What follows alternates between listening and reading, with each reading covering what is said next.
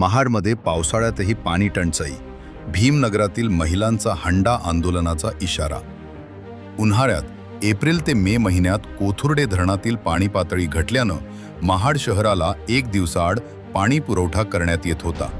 मात्र जूनपासून मुसळधार पावसामुळे कोथुर्डे धरण तुडुंब भरून वाहत असतानाही महाड शहरातील भीमनगर परिसरातील गणपत अपार्टमेंट, तुळशी वृंदावन सोसायटीला आजही एक दिवसाआड आणि केवळ 1 तास पाणी पुरवठा होत असल्यानं नागरिकांमध्ये तीव्र नाराजी आहे। धरण भरलेले असतानाही भीमनगरातील नागरिकांना पाणी टंचाईचा सामना करावा लागत आहे। या सोसायट्यांमध्ये लहान मुले, महिला आणि ज्येष्ठ नागरिक राहत असून पावसाळ्यातही त्यांना पुरेशा पाण्यापासून वंचित राहावे लागत आहे। यामुळे संतप्त महिलांनी महाड नगरपालिकेच्या मुख्याधिकाऱ्यांची भेट घेऊन तातडीनं नियमित पाणी पुरवठ्याची मागणी केली। यावेळी मुख्याधिकाऱ्यांनी लवकरच सुरळीत पाणी पुरवठा करण्यात येईल असे आश्वासन दिले।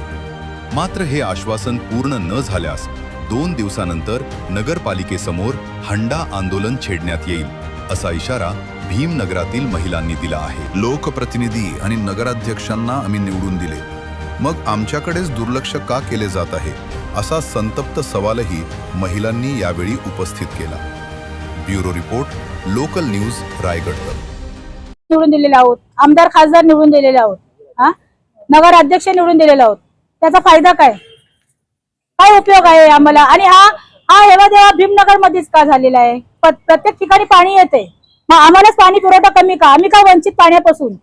आज 14 तळे हा पाण्याचा सत्याग्रह बाबासाहेबांनी केलेला आहे, तो कशासाठी केलेला आहे? आणि आम्हीच वंचित का त्याच्यापासून?